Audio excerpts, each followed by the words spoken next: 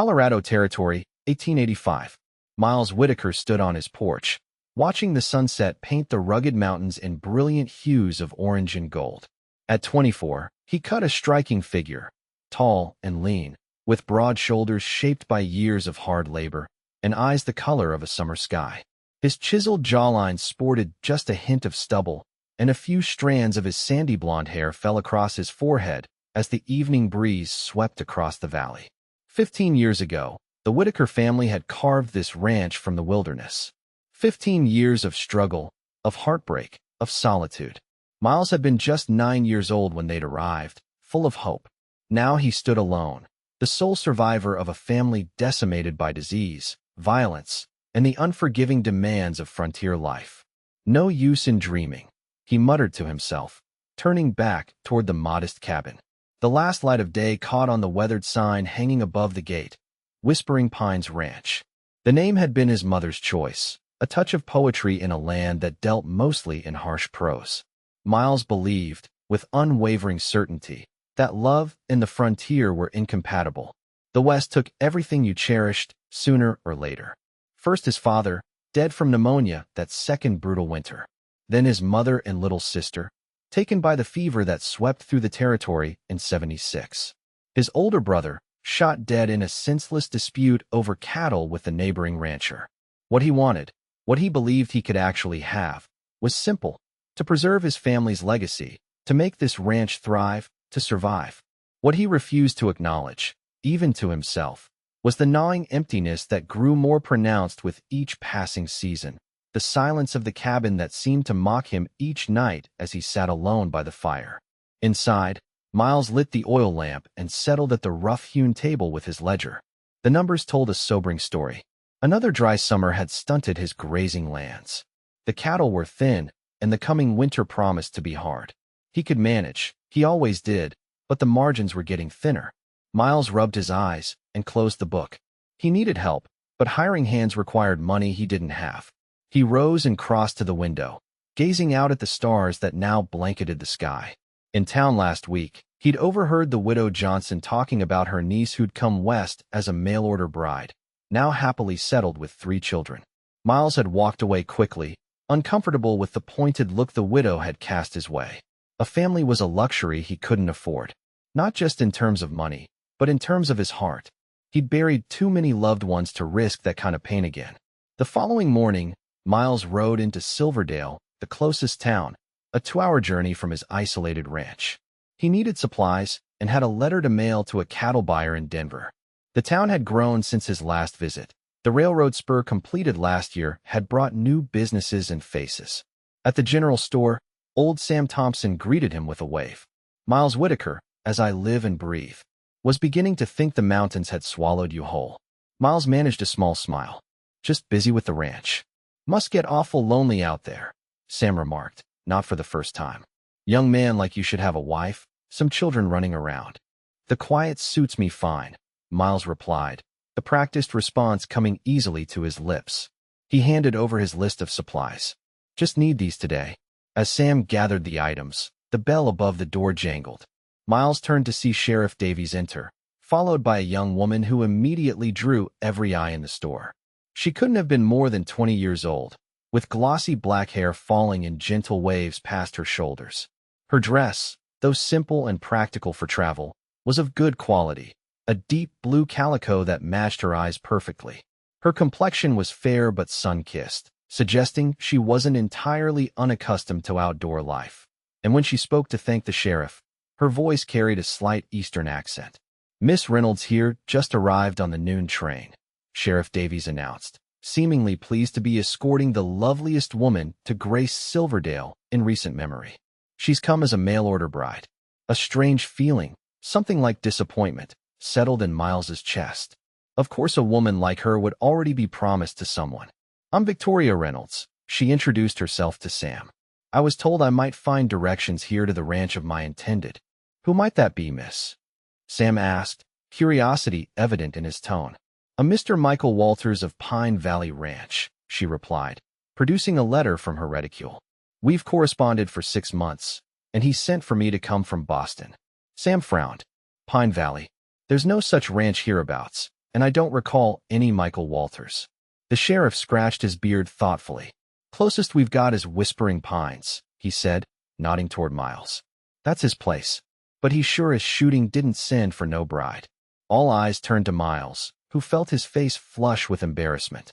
Victoria Reynolds stared at him, her blue eyes widening as she took in his appearance. There must be some mistake, she said, her voice remarkably steady despite the visible concern on her face. The letter specified Silverdale, Colorado territory. Might be thinking of Silver City, the sheriff suggested. That's about 100 miles south. Or could be Silver Creek, up north near the Wyoming border. The color drained from Victoria's face. I see. She glanced down at the letter in her hand, then back up, squaring her shoulders with visible effort. Is there another train today? Not till Thursday, Sam replied gently. And that's 3 days from now. For the first time, Miles noticed the two modest trunks beside her. Everything she owned in the world, most likely, transported across the continent to begin a new life, with a man who either didn't exist or was expecting her somewhere else entirely. The hotel's full up with railroad men, the sheriff added. Widow Johnson might have a spare room to let, though her place is small. Victoria nodded, her composure admirable despite her obvious distress. Thank you. I'll inquire there. Miles found himself speaking before he'd fully formed the thought. Miss Reynolds, I have a spare room. The words hung in the air, surprising him as much as everyone else. It's nothing fancy, but it's clean. You'd be welcome to stay until Thursday's train. The sheriff's eyebrows shot up, and Sam looked positively delighted at this unexpected development. Victoria studied Miles carefully, clearly weighing her limited options. That's very kind, Mr. Whitaker, but I couldn't impose. It's no imposition, Miles assured her, wondering what had possessed him to make such an offer. It's a 2-hour ride, but the country's beautiful this time of year. You'd have privacy. The room was my sister's. Something in his tone must have conveyed his sincerity, because after a moment's hesitation, Victoria nodded. Thank you. I accept your offer, Mr. Whitaker. And just like that, Miles Whitaker, who hadn't touched a woman since his mother's lifeless hand 15 years ago, found himself loading a stranger's trunks onto his wagon, acutely aware of the curious gazes of the townsfolk and the subtle floral scent that wafted from Victoria Reynolds as she climbed up beside him on the wooden seat. The journey back to Whispering Pines was unlike any Miles had experienced before. Having Victoria beside him made the familiar trail seem new, as he found himself pointing out landmarks and sharing small stories about the land. That ridge there, he said, gesturing to a dramatic outcropping of red rock, is where I shot my first elk. Fed us through a whole winter. Victoria followed his gaze with interest. How old were you? 12, Miles replied. My father had passed the winter before. My brother taught me to hunt, said I needed to be the man of the house when he was away driving cattle. That's quite a responsibility for a boy, she observed softly. Miles hadn't thought about it that way before. It was just what needed doing. As the wagon crested the final hill, Whispering Pines Ranch came into view. It wasn't grand by any measure. The main house was a sturdy log cabin with a covered porch. There was a barn, a corral, a small bunkhouse that had once housed ranch hands, and a few outbuildings. But the setting was magnificent, with the pine-covered mountains rising behind it and a creek winding through the pastureland. It's beautiful, Victoria said, genuine admiration in her voice. You've built all this yourself? My father started it, Miles explained. I've added to it over the years. He didn't mention how much harder it had become to maintain since he'd been forced to let the last of the hired hands go 2 seasons ago. He helped Victoria down from the wagon, acutely conscious of the brief contact as his hands encircled her waist. It had been so long since he'd touched another human being that the simple gesture left him momentarily disoriented. I'll show you to your room, he said, perhaps too abruptly, as he carried her trunks inside. The cabin was clean but Spartan, with few decorative touches beyond a quilt his mother had made and a small collection of books. Miles led Victoria to a small bedroom off the main living area. This was my sister's room, he explained, setting down the trunks. No one's used it in years, but I keep it clean. The room was simple but tidy, with a narrow bed covered in a handmade quilt, a small dresser, and a window that looked out toward the mountains. A vase of wildflowers sat on the windowsill, something Miles had added hastily while Victoria, had been freshening up outside after their journey. "It's perfect," Victoria assured him. "Thank you for your hospitality, Mr. Whitaker." "Miles," he corrected her. "If you're staying under my roof, even just for a few days, might as well use my given name." She smiled, and something shifted in Miles's chest. "Then you must call me Victoria." The next morning, Miles awoke to the unfamiliar sound of movement in his kitchen. For a disorienting moment, he thought he'd dreamed the whole encounter, that his mind had finally broken from the solitude. Then he smelled coffee brewing and remembered Victoria Reynolds was in his home. He dressed quickly and found her at the stove, her hair neatly braided and pinned, wearing a simple green dress with an apron tied around her slender waist. "Good morning," she greeted him cheerfully. "I hope you don't mind. I thought I'd make myself useful while I'm here." "Not at all." Miles sat at the table, watching as she confidently moved around his kitchen. "You didn't have to cook." "I enjoy it," Victoria replied, placing a plate of eggs and biscuits before him. "Besides, it seems the least I can do in exchange for your hospitality." As they ate breakfast together, Miles found himself oddly comfortable in her presence. Victoria asked thoughtful questions about the ranch, listening intently to his answers without the pitying looks he often received in town when people learned he ran the place alone. "I have some chores to tend to," Miles said after they'd finished eating. "The barn needs repairs before winter sets in." "Could I help?" Victoria asked. When Miles looked surprised, she added, "I'm stronger than I look, and I'd rather not sit idle." Miles hadn't expected this. "It's hard work. I didn't come west expecting an easy life," she replied with a determined lift of her chin. "Even with the confusion regarding my situation, that afternoon found them working side by side, repairing loose boards on the barn." Victoria proved surprisingly capable, handing Miles tools and even helping to hold boards in place while he hammered. Her presence made the work go faster, but more than that, it made it less lonely. "If you don't mind my asking," Miles ventured as they paused for water, "how does a Boston lady decide to become a mail-order bride?" Victoria wiped her brow, leaving a smudge of dust that Miles resisted the urge to brush away. "My parents died 2 years ago. The family business, a small bookshop, went to my uncle.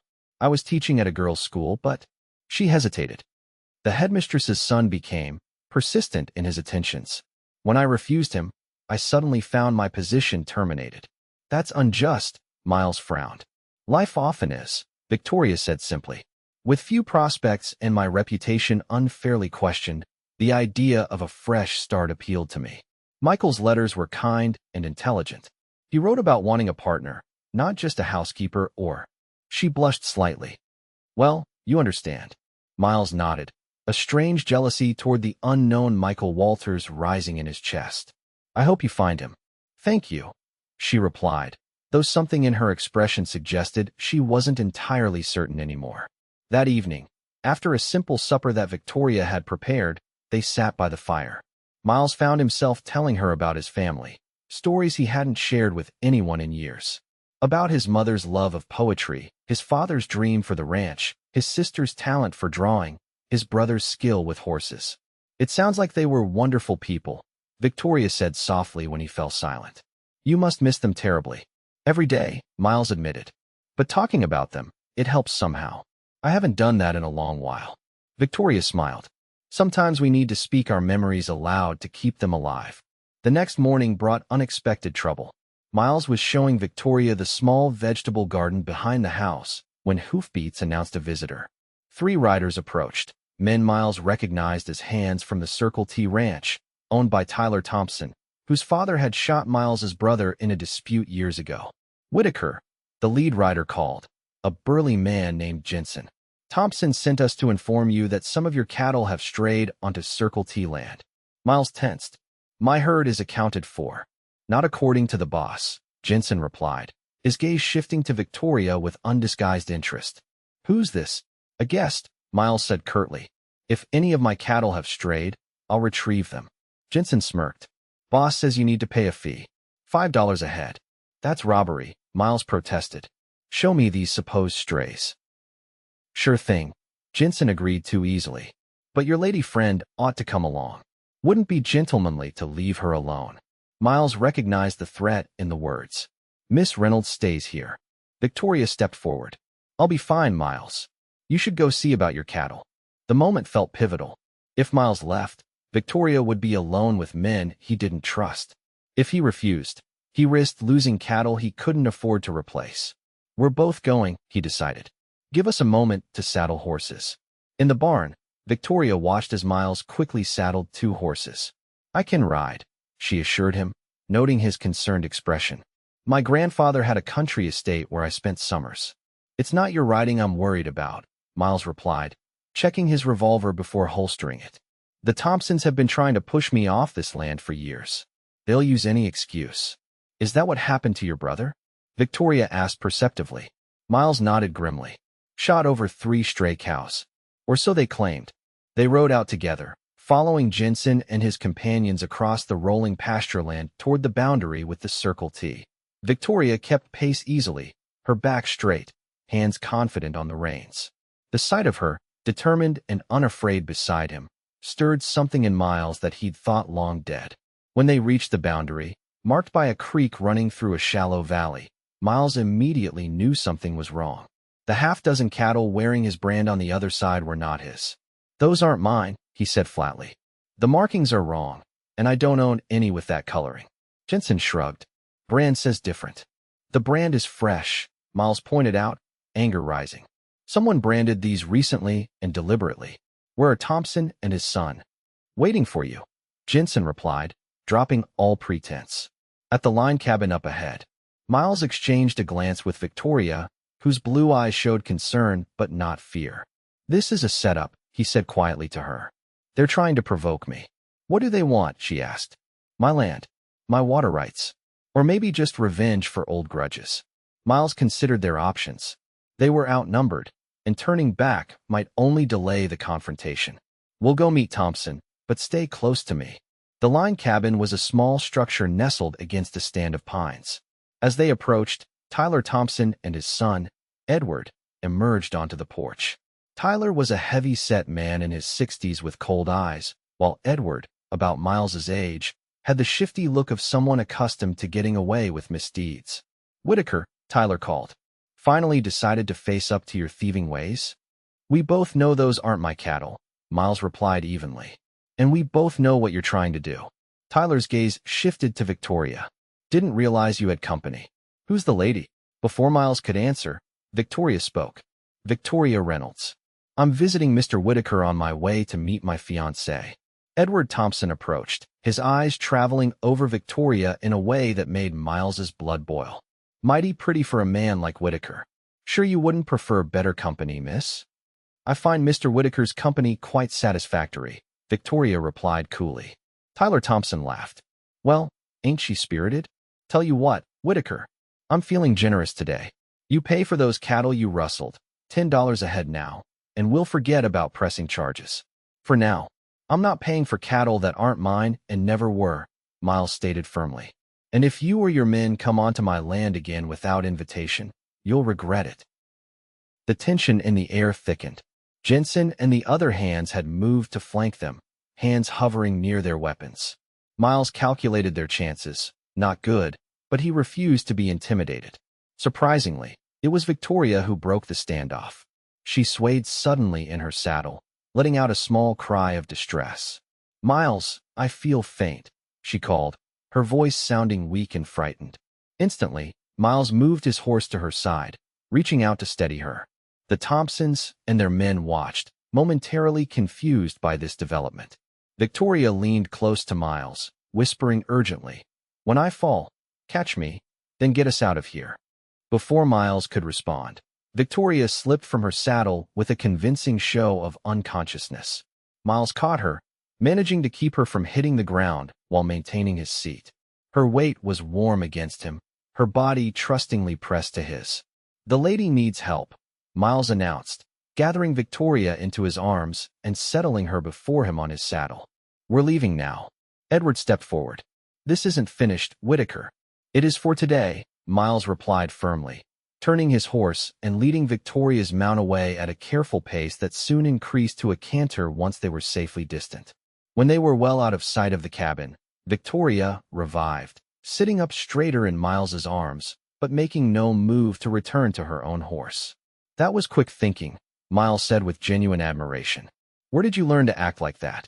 Victoria laughed, the sound bright in the clear air. School plays. I was always cast as the damsel because of my ability to feign on cue. Her expression turned serious. Those men meant you harm. They did, Miles agreed, acutely aware of her closeness, the subtle floral scent of her hair, the warmth of her body against his. Thank you for your help. Partners look out for each other, she replied simply, and something about the way she said partners sent a warm current through Miles's chest. They rode double all the way back to Whispering Pines, Victoria's horse following obediently behind. Neither mentioned that she could easily have mounted her own horse once they were safe. Neither seemed to want to break the spell of closeness that had formed between them. That night, after supper, Miles found himself standing on the porch, watching the stars emerge. Victoria joined him, wrapping a shawl around her shoulders against the evening chill. The Thompsons will try again, Miles said without preamble.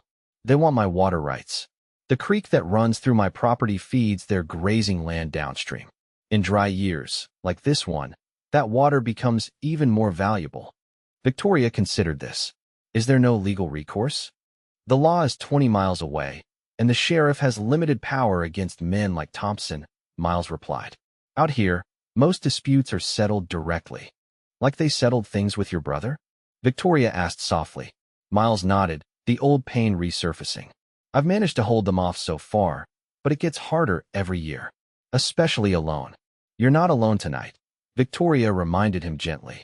Miles turned to look at her, illuminated by the soft glow from the cabin windows and the silver light of the rising moon. The realization struck him with sudden force. Tomorrow was Thursday. Tomorrow, Victoria would leave for the train station, continuing her journey to find Michael Walters, wherever he might be. No, he agreed, his voice rougher than he intended. Not tonight. In the morning, Miles was uncharacteristically quiet as they prepared for the journey to town. Victoria, too, seemed subdued, packing her few belongings that had been unpacked during her stay. As Miles loaded her trunks onto the wagon, he felt a heaviness in his chest that had nothing to do with the physical weight of her possessions. 3 days. How could someone become so essential in just 3 days? The journey to town passed too quickly. Unlike their first trip together, conversation was sparse, each lost in their own thoughts. As they approached Silverdale, Victoria finally broke the silence. I've been thinking, she said carefully. Perhaps I should write to Michael first, to confirm his location, before traveling further. Miles glanced at her. That would be sensible. I could stay in Silverdale while I wait for a reply, she continued. Perhaps the widow Johnson would have room after all. Hope flickered in Miles's chest, but he tamped it down. You're welcome to stay at the ranch longer, he offered, trying to keep his tone casual. If you'd prefer. Victoria studied him.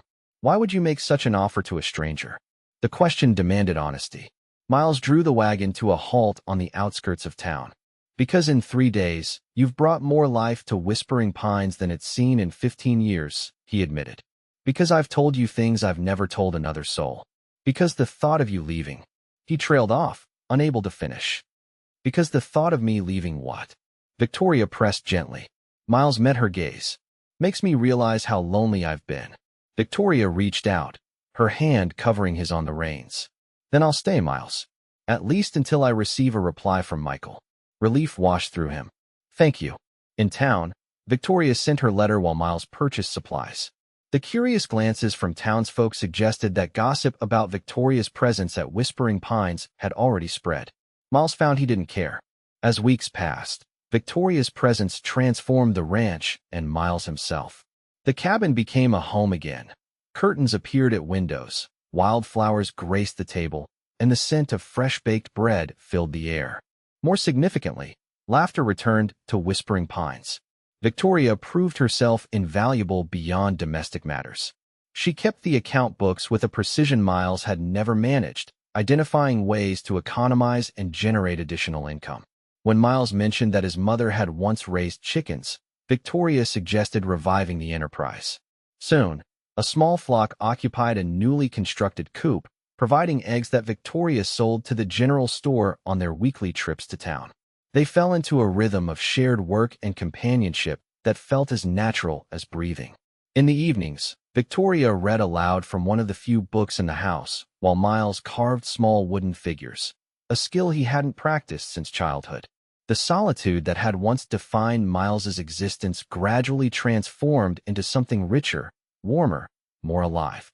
One evening, as they sat by the fire after a particularly satisfying day of work, Miles found himself watching Victoria as she mended one of his shirts, her head bent in concentration, the firelight casting a golden glow on her features. The realization struck him with the force of physical blow. He was falling in love with her. The knowledge was as terrifying as it was exhilarating.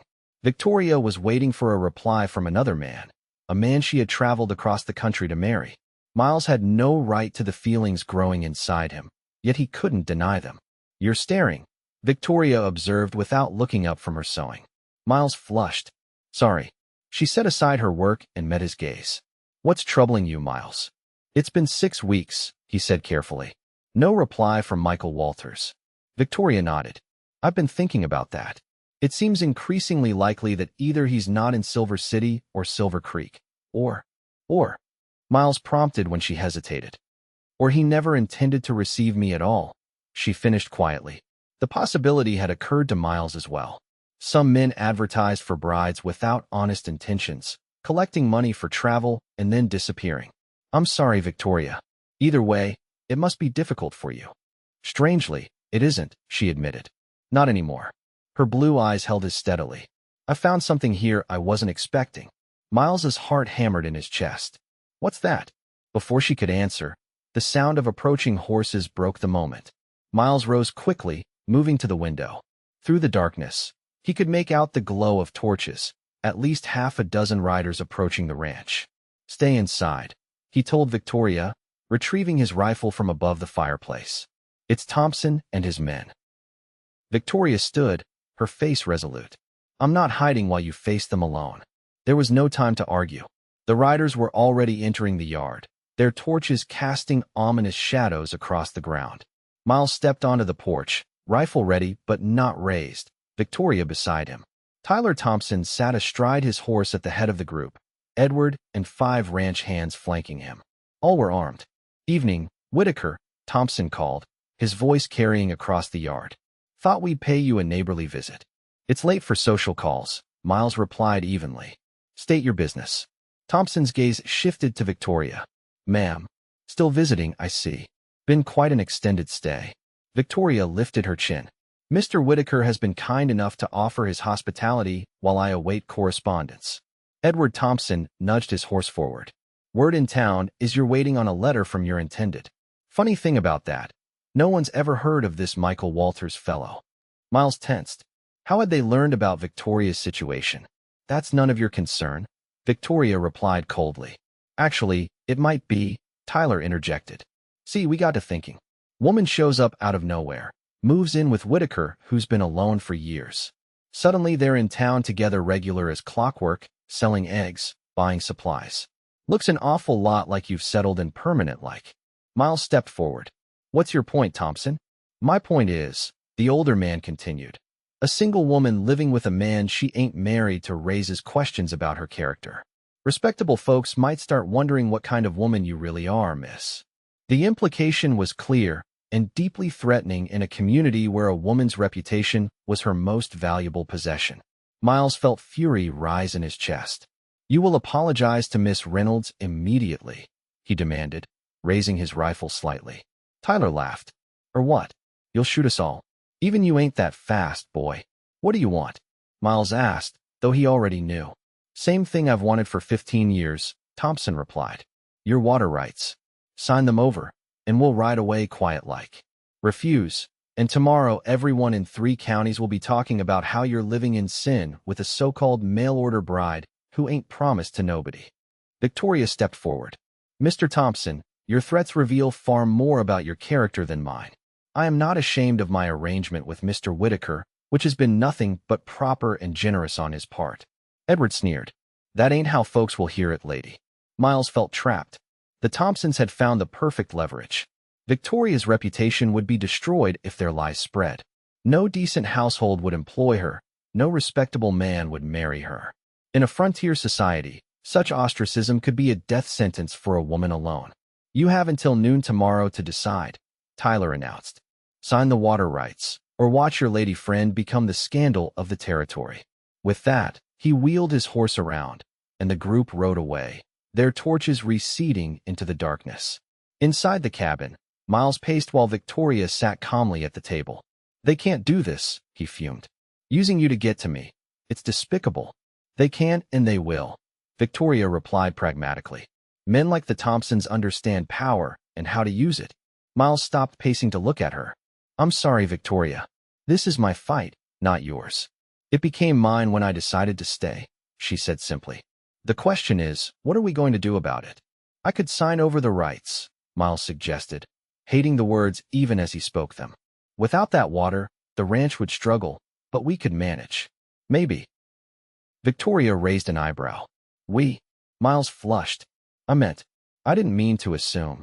Miles, Victoria interrupted gently, rising to stand before him. Are you offering me a position at Whispering Pines? As what exactly? The moment stretched between them, fraught with possibility and peril. Miles had never been good with words, but now they seemed to desert him entirely. Instead of speaking, he reached out slowly, giving her time to withdraw if she wished, and took her hands in his. As my wife, he said finally, his voice low but steady. If you'll have me.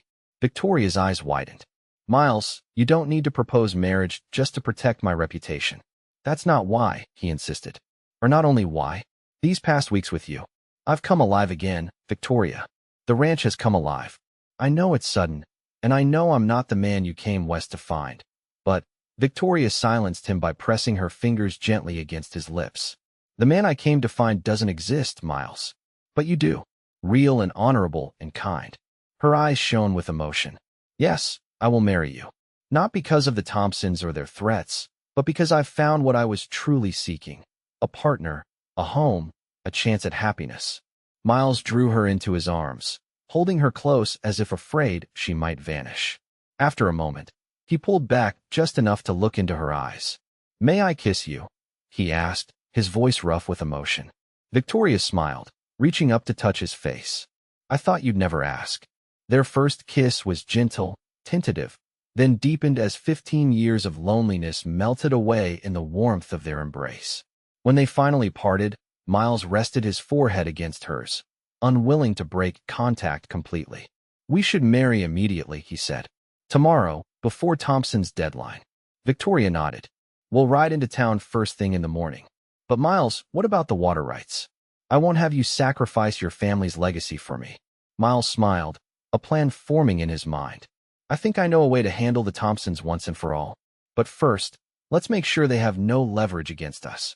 The next morning dawned clear and bright. Miles and Victoria rode into Silverdale, arriving just as the town was coming to life. Their first stop was the church, where the Reverend Williams agreed to perform the ceremony after a brief private conversation with Miles. From there, they proceeded to the sheriff's office, where Miles laid out the Thompsons' threats and extortion attempt. Sheriff Davies, who had long suspected the Thompsons of various misdeeds but lacked evidence, was keenly interested in Miles's account. So they threatened to ruin Miss Reynolds's reputation unless you signed over your water rights. The sheriff clarified, making notes. That's correct, Victoria confirmed. They suggested they would spread rumors about our relationship being improper, which it never was, Miles added firmly. The sheriff nodded. And now you two are getting married today? We are, Miles replied, taking Victoria's hand. But not because of their threats. I'd have asked her regardless, just perhaps not quite so soon. Sheriff Davies set down his pencil. Well, I can't arrest them for making threats, not without more proof. But I can certainly be present at noon when they show up expecting you to sign those papers. Their next stop was the telegraph office, where Miles sent an urgent message to Denver. By mid-morning, they stood before Reverend Williams in the small Silverdale church, exchanging vows in a simple ceremony witnessed by Sam Thompson from the general store and, surprisingly, Widow Johnson, who dabbed at her eyes throughout. Victoria wore her best dress, a deep burgundy traveling outfit that highlighted her dark hair and fair complexion. Miles had purchased a gold band from the jeweler's shop, spending more than he could truly afford but unwilling to begin their marriage with anything less. I now pronounce you husband and wife, Reverend Williams declared. You may kiss your bride, Mr. Whitaker. Their second kiss was briefer than their first, but no less meaningful, sealed as it was with promises that would bind them for a lifetime. As they exited the church, Miles checked his pocket watch. It's almost noon. The Thompsons will be arriving at the ranch soon. Then we should meet them, Victoria, now Mrs. Whitaker, replied with determination. They rode quickly back to Whispering Pines, accompanied by Sheriff Davies. They arrived just minutes before noon to find Tyler and Edward Thompson already waiting in the yard, looking smug and confident. Right on time, Tyler called as they dismounted. His expression faltered slightly at the sight of the sheriff. Didn't expect company, Whitaker. I thought it best to have a witness for our business transaction, Miles replied evenly. Sheriff Davies has kindly agreed to observe. Edward's eyes narrowed as he noticed something different about Victoria. What's that on your finger, miss? Victoria held up her left hand, the gold band gleaming in the sunlight. It's Mrs. Whitaker now, actually. The ceremony was this morning. The shock on the Thompsons' faces was almost comical. Tyler recovered first, his expression darkening. Convenient timing. But it doesn't change our arrangement.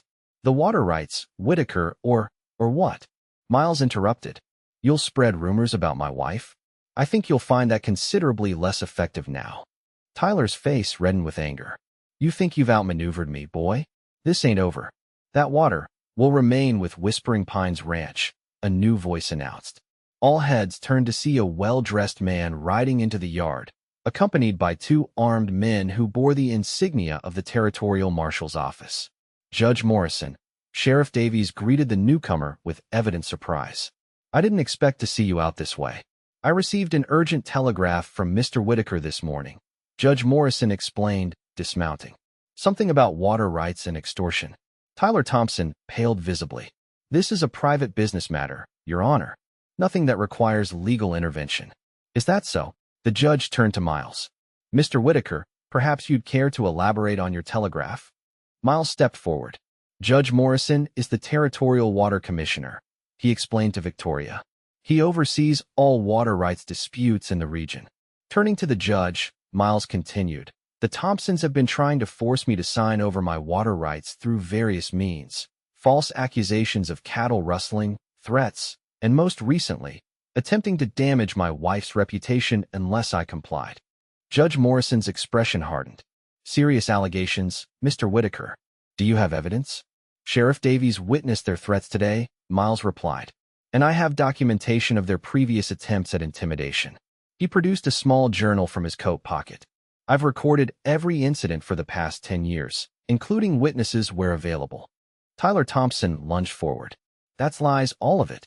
You can't prove. Actually, Victoria interjected calmly. I took the liberty of visiting several of your former ranch hands while in town this morning. 3 were willing to sign statements regarding your instructions to falsely brand cattle and place them on Circle T land to frame Mr. Whitaker for rustling.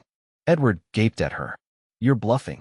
Sheriff Davies pulled several folded papers from his pocket. Signed and witnessed statements, right here.